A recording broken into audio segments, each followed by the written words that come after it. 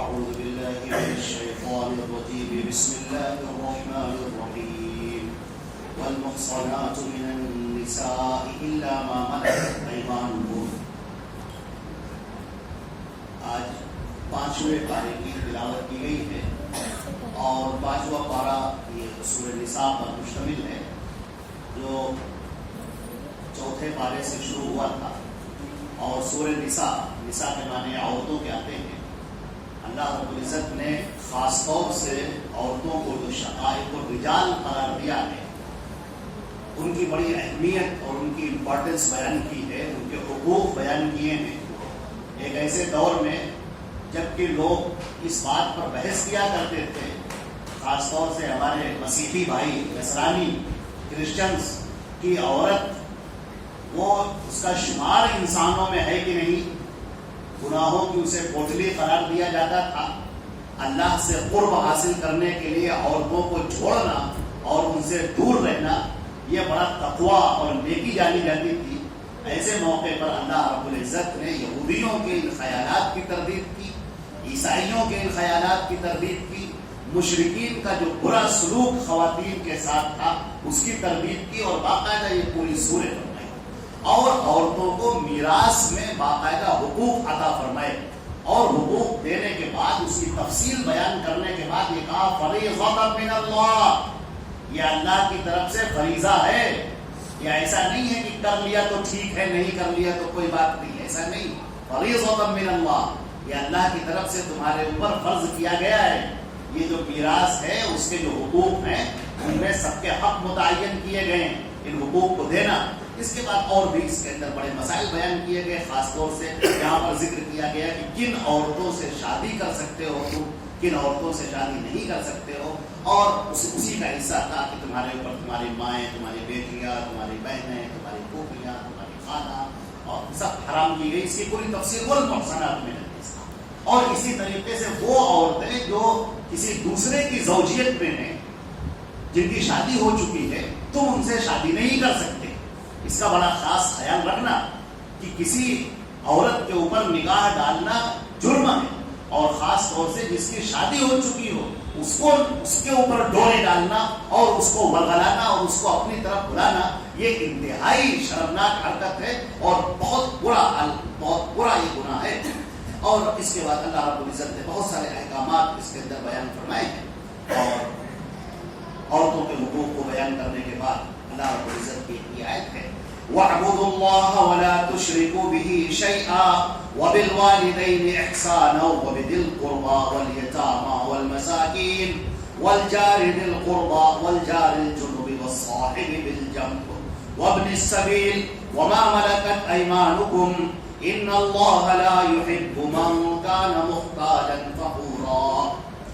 اور تم اللہ کی عبادت کرو اور اس کے ساتھ کسی کو بھی شریک مت کرو, اور والدین کے ساتھ اچھا سلوک کرو, اور اچھا سلوک کرو اپنے رشتہ داروں کے ساتھ, یتیموں کے ساتھ, مسکینوں کے ساتھ, اور پڑوسیوں کے ساتھ. وہ پڑوسی جو تمہارے رشتہ دار ہیں اور وہ بھی پڑوسی جو تمہارے رشتہ دار نہیں بلکہ اجنبی ہیں, اور جو تمہارے پہلو میں برابر میں آ کر بیٹھ گیا تمہارا ساتھی, وہ بھی تمہارا ساتھی ہے.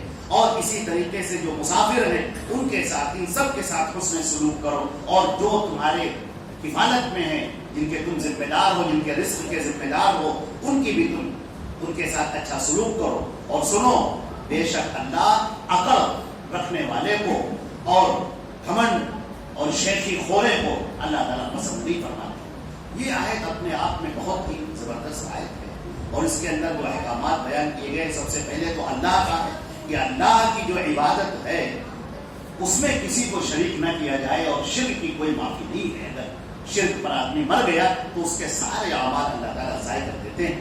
اور والدین کے ساتھ حسن سلوک کرنا ہے. یہ جو حسن سلوک کی وصیت والدین کے ساتھ میں کی گئی ہے, یہ حقیقت میں اس کے 2 حصے ہیں. ایک حصے کا تعلق والدین سے ہے اور ایک حصے کا تعلق بیٹے سے ہے. یعنی کہ اللہ رب العزت نے جو ذمہ داری عطا کی ہے, ایک باپ کے اوپر یہ ذمہ داری ڈالی گئی ہے کہ وہ اپنے بیٹے کی اچھی تربیت کرے. پالنے کو تو جانور بھی اپنے بیٹے کو پال لیتے ہیں, پالنا آسان نہیں ہے. تربیت کرنا, ان کو ایک اچھا مسلمان بنانا, صحیح عقیدے ذہن میں بٹھانا، آخرت کی فکر رکھنا، جو صحیح نہج پر دین اسلام پر چلنے والے ہوں، یہ ایک باپ کی ذمہ داری ہے کہ وہ اپنے بیٹے کی اچھی تربیت کرے، اور اگر اس نے اچھی تربیت نہ کی تو کل قیامت کے دن اس سے اس کے بارے میں سوال کیا جائے گا۔ اور بیٹے کی ذمہ داری یہ ہے کہ وہ اپنے باپ کی اب فکر کرے، اس لیے کہ اب جب تم پیدا ہوئے تھے تو کمزور تھے، کچھ کر نہیں سکتے تھے، تمہارے باپ نے تمہاری فکر کی۔ اب جیسے جیسے تم بڑھتے گئے ویسے ویسے باپ تمہارا ڈھلتا ہوا چلا گیا۔ ایک وقت وہ آیا کہ باپ اسی طرح سے ہو گیا جیسے کہ تم بچپن میں تھے، کمزور ہو گیا، لاغر ہو گیا، اور تم طاقتور ہو گئے، جوان ہو گئے۔ تو جس طریقے سے باپ نے تمہاری فکر کی تھی، قدم قدم پر تمہاری فکر کی تھی، اس طریقے سے تمہارا فرض ہے کہ تم باپ کی فکر کرو، اس کے بازوؤں کا سہارا بنو، اس کے دکھ درد میں شریک ہو، اور اس کے مسائل میں تم سمجھو اس کو کیا فکریں لاحق ہیں، کیا بیماری لاحق ہے، وہ کیا چاہتا ہے، اس کا سہارا بنو تم۔ یہ تمہارا کام ہے۔ اب تم یہ نہ کہنا کہ باپ نے تو میرے ساتھ کچھ نہیں کیا تو میں کیوں کروں ان کے ساتھ میں، جب میں چھوٹا تھا تو میرے باپ مجھے چھوڑ کے چلے گئے، یا وہ بیٹھے رہتے تھے، ہوٹل پر بیٹھے رہتے تھے، انہوں نے میری کوئی فکر نہیں کی۔ یہ مت کہنا، اس لیے کہ یہ دو ذمہ داریاں الگ الگ بانٹ دی گئی ہیں۔ باپ سے الگ سوال کیا جائے گا کہ تم نے اپنی ذمہ داری ادا کی کہ نہیں، اور تم سے سوال کیا جائے گا کہ تم نے اپنے بیٹے ہونے کا حق ادا کیا کہ نہیں۔ وہاں پر یہ نہیں کہہ سکتے کہ میرے باپ نے چونکہ میرے ساتھ ایسا کیا، یوں کیا، یہ ظلم کیا اور ایسا کیا، اس لیے میں نے ان کے ساتھ اچھا سلوک نہیں کیا۔ نہیں، تمہاری ذمہ داری الگ ہے، ان کی ذمہ داری الگ ہے، اور ہر ایک سے سوال کیا جائے گا۔ ماں سے سوال کیا جائے گا، باپ سے سوال کیا جائے گا، بیٹے سے سوال کیا جائے گا، بیٹی سے سوال کیا جائے گا۔ اسی طریقے سے فرمایا گیا کہ اور جو تمہارے رشتے دار ہیں ان کا خیال رکھو۔ اللہ کے نبی صلی اللہ علیہ وسلم نے فرمایا جو یہ چاہتا ہو کہ اس کے مال میں برکت دی جائے اور اس کے رزق میں وسعت دی جائے، اسے چاہیے کہ اپنے رشتے داروں کا خیال رکھے۔ ترمذی کی ایک روایت میں اللہ کے نبی نے فرمایا کہ مسکین پر صدقہ کرنا تو صدقہ ہے، اور اگر رشتے دار جو پریشان حال ہو اس پر تم نے صدقہ کیا تو دوہرا اجر ہے۔ ایک تو صدقے کا ثواب ملے گا، دوسرے رشتے داری کا خیال رکھنے کا ثواب ملے گا۔ اسی طریقے سے فرمایا گیا کہ یتیموں کا خیال رکھو۔ یتیموں کے بارے میں نبی کریم صلی اللہ علیہ وسلم نے فرمایا کہ انا وکافل یتیم، میں اور یتیم کی پرورش کرنے والا، اس کی فکر کرنے والا، وہ قیامت میں بالکل ایسے قریب ہوں گے ہم سے، اور اس سے بالکل مجھ سے وہ قریب ہوگا۔ اور اسی طریقے سے مسکین کا خیال رکھو، پڑوسیوں کا خیال رکھو۔ مسلم شریف کی روایت میں نبی کریم صلی اللہ علیہ وسلم نے فرمایا کہ ما زال جبریل یوصینی بالجار حتی ظننت انہ سیورث، جبریل مجھ سے پڑوسی کے بارے میں حقوق بیان کرتے رہے، تاکید کرتے رہے، یہاں تک کہ مجھے ایسا لگنے لگا کہ میری وراثت میں پڑوسی کو حقدار بنا دیں گے۔ اتنا پڑوسیوں کا حق ہے۔ اور پڑوسیوں کا جو بھی جس کا گھر آپ کے پاس میں ہے، جو آس پاس کا ہے، اس کا خیال رکھنا، کوڑا کرکٹ باہر نہ ڈال دینا، غلط مقدمے میں اس کو پھنسا نہ دینا، اس سے حسد نہ کرنا، اس کی نعمتوں کو دیکھ کر جلنا نہیں، اس کے خلاف جھوٹی باتیں نہ بیان کرنا، وغیرہ وغیرہ۔ یہ سب پڑوسیوں کے حقوق ہیں۔ یہاں تک کہ نبی کریم صلی اللہ علیہ وسلم کا جو طریقہ تھا کہ اگر ان کے گھر میں کچھ پکتا تھا، کچھ بنتا تھا تو پڑوسیوں کے یہاں بھجوایا کرتے تھے، اور یہاں تک فرمایا کہ اگر تمہارے یہاں سالن میں کچھ کمی ہو جائے تو بکری کے کھر جو ہے پائے کا بالکل کھر، یعنی چھوٹی سی ہڈی اور سالن، وہ بھی تم بھیج دو، اس میں شرم نہ کرو، وہ بھیجو، تمہارا حق ہے۔ تو پڑوسیوں کا خیال رکھنا، اگر تمہارے یہاں اچھا کھانا بنے تو اپنے پڑوسیوں کو اس میں شریک کرنا، یہ تمہارے حقوق میں شامل ہیں۔ اسی طریقے سے فرمایا گیا کہ وہ پڑوسی جو تمہارے پاس میں آ کر بیٹھ جائے، ٹرین میں آپ سفر کر رہے ہیں، بس میں آپ سفر کر رہے ہیں، یا کوئی تجارت کر رہے ہیں، بزنس کر رہے ہیں، تھوڑی دیر کا جو ساتھی ہو جاتا ہے، فرمایا اس کا بھی خیال رکھو۔ اور پڑوسی کے معاملے میں کوئی قید نہیں ہے کہ وہ مسلمان ہے کہ غیر مسلم ہے۔ اللہ کے نبی صلی اللہ علیہ وسلم تو یہودیوں کا، عیسائیوں کا، مشرکین کا جو پڑوسی تھے سب کا خیال رکھا کرتے تھے۔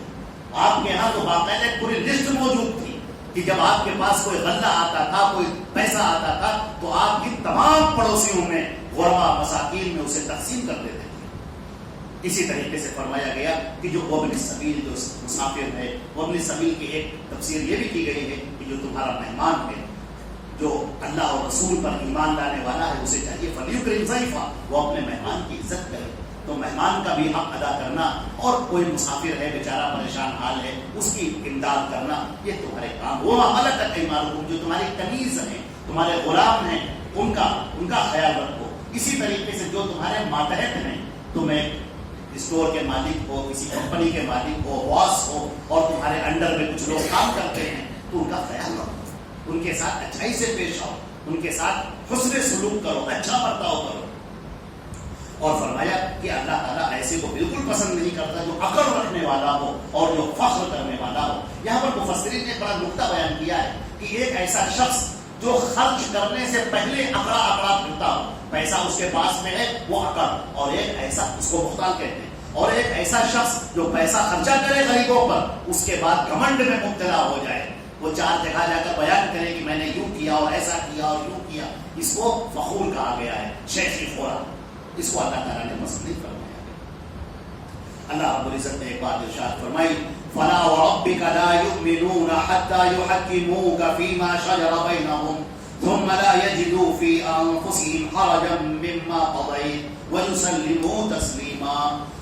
ہرگز نہیں، تمہارے رب کی قسم، وہ لوگ مومن نہیں ہو سکتے جب تک کہ اپنے تمام اختلافات میں اے نبی تم کو اپنا حکم نہ مان لیں، اور پھر جو تم فیصلہ کر دو اس فیصلے کے خلاف ان کے دل میں کوئی تنگی پیدا نہ ہو، اور وہ مکمل اپنے آپ کو تمہارے حوالے کر دیں. تمام مومنین سے یہ مطالبہ کیا گیا ہے کہ وہ اللہ کے رسول کا حکم مانیں، اور اس طرح سے مانیں جیسے فوجیں ہوتی ہیں، اور فوج میں ایک کمانڈر ہوتا ہے جو کمانڈر ان چیف کہلاتا ہے. جب وہ کوئی حکم دے دیتا ہے تو کسی سولجر کی، کسی سپاہی کی یہ مجال نہیں ہے کہ اس حکم سے اپنے آپ کو الگ کر لے.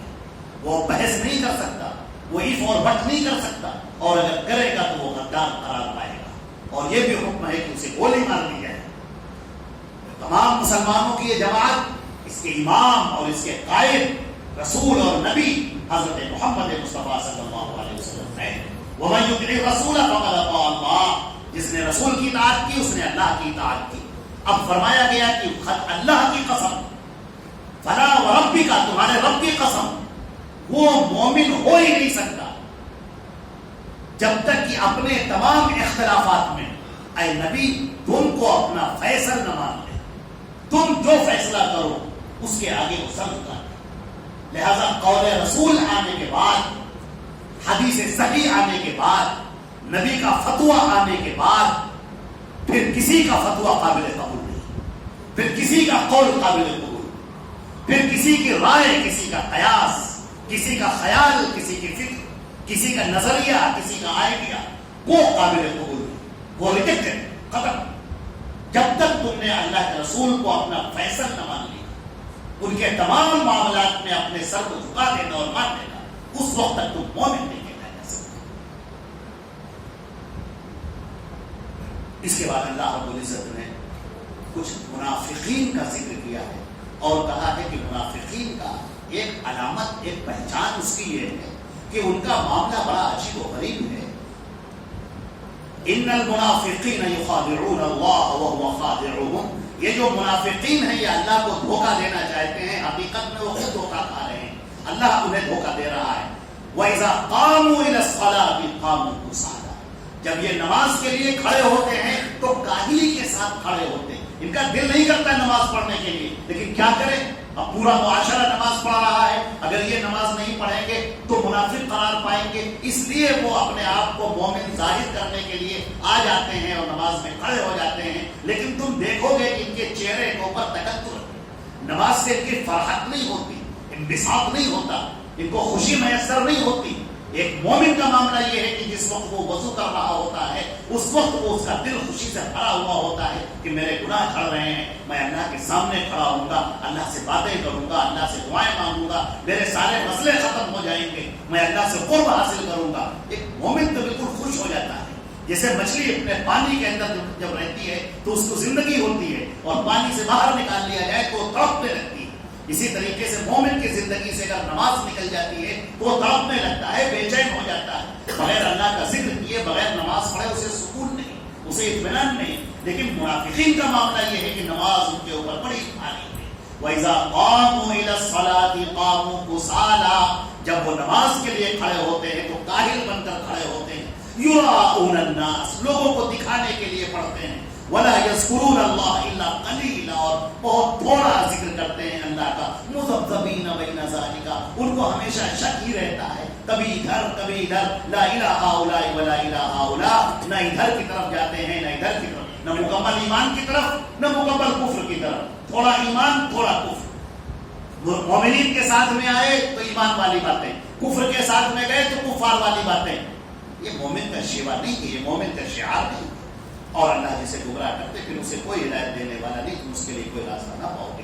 اللہ رب العزت ہم کو اور آپ کو عمل کرنے کی توفیق عطا فرمائے، قرآن پاک سے جڑنے کی اور اس کی تفسیر کو سمجھنے کی اور اس کے احکامات کو سمجھنے کی اور اللہ کے رسول کی صحیح احادیث کو پڑھنے کی اور عمل کرنے کی اور اس کو بتانے کی توفیق عطا فرمائے. والسلام علیکم ورحمۃ اللہ وبرکاتہ.